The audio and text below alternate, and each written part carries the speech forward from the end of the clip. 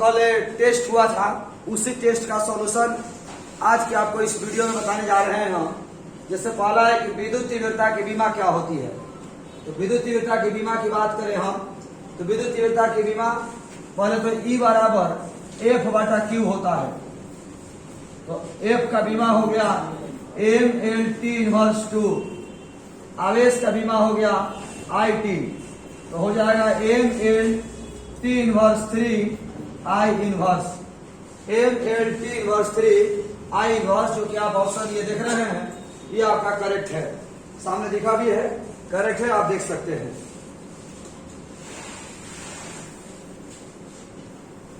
दूसरा प्रश्न है विद्युत द्विध्रुव आघूर्ण का एसआई मात्रक क्या होता है।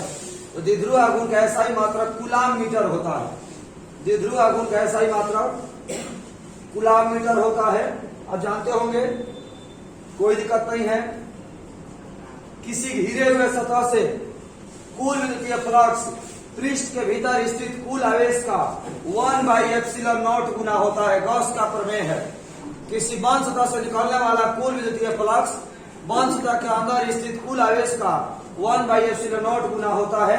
गॉस का प्रमेय है। एक समान विद्युत क्षेत्र में द्विध्रुव पर आरोपित बल युग्म आघूर्ण अधिकतम है, यानी बल आघूर्ण मैक्सिमम है। बल आघूर्ण मैक्सिमम कब होता है? जब थीटा का मान 90 डिग्री हो। बल आघूर्ण का सूत्र होता है, बल आघूर्ण का सूत्र होता है टाउ बराबर PE साइन थीटा, टाउ बराबर PE साइन थीटा। तो साइन थीटा का मान जब मैक्सिमम होगा तो बल आघूर्ण मैक्सिमम होगा, और साइन थीटा का मैक्सिमम मान 1 होता है। 1 कितना डिग्री पर? तो 90 डिग्री पर। तो 90 डिग्री पर मान मैक्सिमम होता है, इसीलिए हमारा कब होगा? तो मैक्सिमम 90 डिग्री पर। बल आघूर्ण का मान मैक्सिमम कब होगा? तो जब थीटा का मान 90 डिग्री होगा। बल आघूर्ण का मान मैक्सिमम कब होगा? तो जब थीटा का मान 90 डिग्री होगा। निम्नलिखित में से कौन सदिश राशि है? तो विद्युत तीव्रता सदिश राशि आप जानते होंगे। आवेश अदिश राशि है, धारिता अदिश राशि है, विद्युत तीव्रता एक सदिश राशि है। समरूप विद्युत क्षेत्र की तीव्रता E हो तथा इसमें रखे गए आवेश प्लस Q पर लगा हुआ बल होगा। आपको याद होगा, हम पढ़ाए हैं कि कोई भी आवेश यदि विद्युत क्षेत्र में हो, कोई भी आवेश यदि विद्युत क्षेत्र में हो तो उस पर लगने वाला बल F बराबर Q × E होता है। कोई भी आवेश यदि विद्युत क्षेत्र में हो तो उस पर लगने वाला बल F बराबर Q × E होता है, इसीलिए आपका ये सही होगा। कोई भी आवेश यदि विद्युत क्षेत्र में हो तो उस पर लगने वाला बल F बराबर Q × E होता है। अगला है किसी आवेशित बेलन के नजदीक किसी बिंदु पर विद्युत तीव्रता E का मान होता है। ये गॉस प्रमेय अनुप्रयोग नंबर 2 है। हम पढ़ाए हैं E बराबर 1/2πε0 लैम्डा बटा में R। इसी को लिखा हुआ है लैम्डा बटा 2πε0 इंटू R, लैम्डा बटा 2πε0 इंटू R। ऑप्शन नंबर आपका B सही होगा, जो कि देख पा रहे होंगे। वही वाला है E बराबर 1/2πε0 लैम्डा बाई R। इसी चीज को ऐसे लिख दिया है और कोई दिक्कत नहीं है। गॉस प्रमेय अनुप्रयोग नंबर 2 है। गॉस प्रमेय अनुप्रयोग नंबर 2 है। तीसरा है किसी आवेशित चालक के नजदीक विद्युत तीव्रता कितना होगा? आवेशित चालक है, समतल चादर नहीं है, आवेशित चालक है, मतलब गॉस प्रमेय का अनुप्रयोग नंबर 4। और अनुप्रयोग नंबर 4 आपका सिग्मा बाई ε0 होता है, जो कि आप जानते होंगे 1/ε0 इंटू सिग्मा। आवेशित चालक अनुप्रयोग नंबर 4 E बराबर 1/ε0 इंटू सिग्मा होता है। ऑप्शन नंबर ए हो जाएगा। किसका अस्तित्व संभव नहीं है? Q बराबर N फॉर्मूला से N का मान निकालिए। N का मान जिसका दशमलव में आ जाएगा वह आवेश संभव नहीं है। सब में Q दिया हुआ है। Q बराबर N फॉर्मूला से N का मान सब में निकालिए। N का मान यदि दशमलव में आ गया तो आवेश संभव नहीं है। तो ये वाला आवेश आपका संभव नहीं है। तो इसमें N का मान निकालिएगा तो आ जाएगा आपका कितना? 1.5 हो जाएगा, और N का मान 1.5 कभी संभव नहीं है। मुक्त आकाश की परावैधता होती है। मुक्त आकाश की परावैधता 8.85 गुना 10⁻⁻12 फराड पर मीटर। फराड पर मीटर मुक्त आकाश की परावैधता, ये डायरेक्ट मान है, आपको याद रखना है। दो आवेशों के बीच की दूरी दोगुनी कर दीजिएगा, दूरी दोगुनी कर दीजिएगा, बल चौथाई हो जाएगा, और दूरी आधा कर दीजिएगा, बल चौगुना हो जाएगा।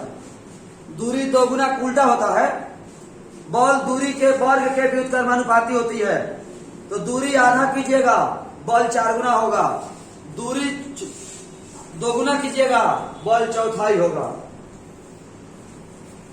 किसी माध्यम की अपेक्षित परावैधता एप्सिलॉन आर होती है। सूत्र आपको पढ़ाए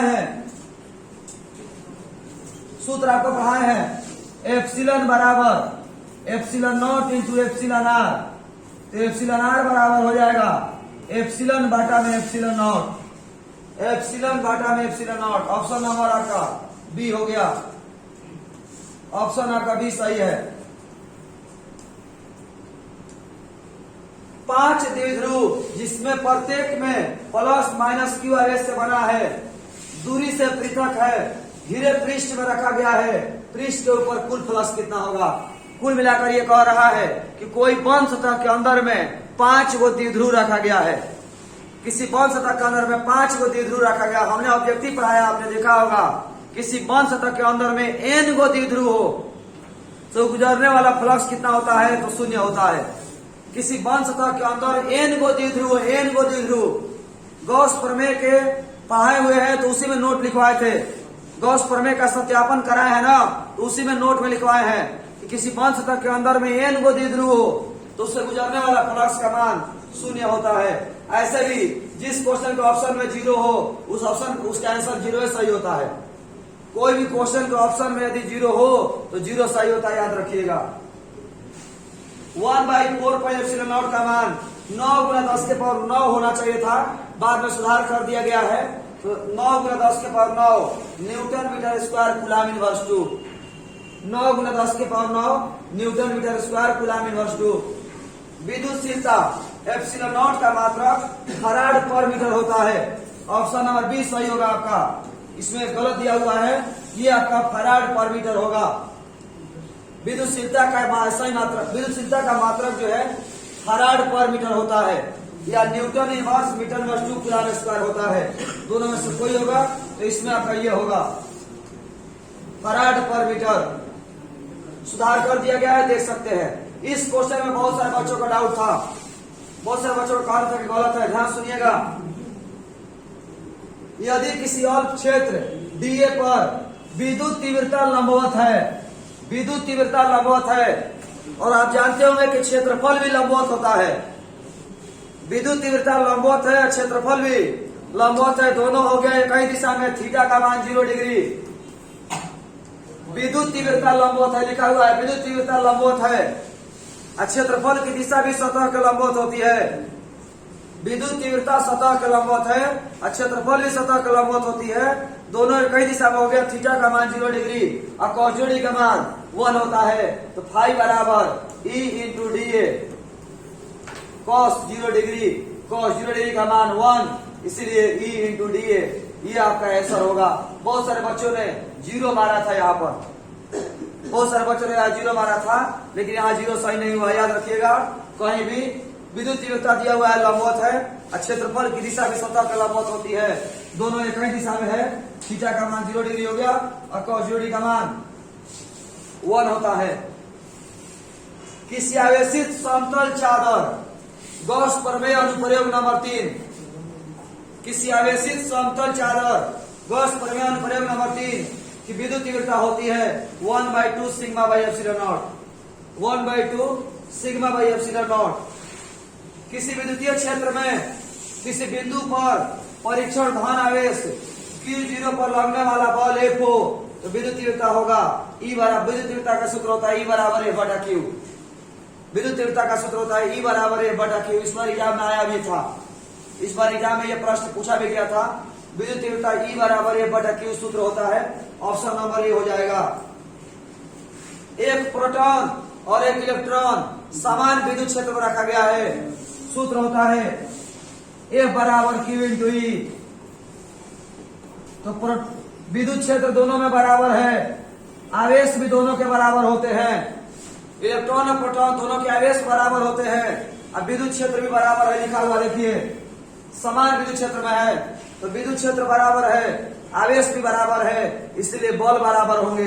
लेकिन आपको पता होगा प्रोटॉन पर धन आवेश, इलेक्ट्रॉन पर ऋण आवेश होता है, तो बल बराबर एवं विपरीत होंगे। दोनों बल बराबर तो होंगे दोनों पर, लेकिन विपरीत होंगे, इसीलिए उन पर लगने वाला विद्युत बल बराबर नहीं होगा, लगने वाला विद्युत बल के परिमाण बराबर होगा। उन पर लगने वाला विद्युत बल के परिमाण बराबर होगा, क्योंकि दिशा विपरीत होगा। दोनों आवेश बराबर था, विद्युत क्षेत्र बराबर था, इसलिए बल बराबर हुआ, लेकिन एगो पर धन आवेश है और एगो पर ऋण आवेश है, इसीलिए बल विपरीत दिशा में हुआ, तो बल के परिमाण बराबर होंगे, याद रखिएगा। आवेश का ऐसा ही मात्रा कूलाम होता है, आप जानते होंगे आवेश का ऐसा ही मात्रा कूलाम होता है। इस प्रकार आपका ये 20 क्वेश्चन जो कल टेस्ट हुआ था वो हमने सॉल्व करवा दिया। यदि किसी क्वेश्चन में कोई डाउट हो, कोई सवाल हो, तो मेरे व्हाट्सएप नंबर पर कमेंट करके सवाल पूछ सकते हैं। तो आज की इस क्लास में इतना ही, धन्यवाद, जय हिंद बहादुर।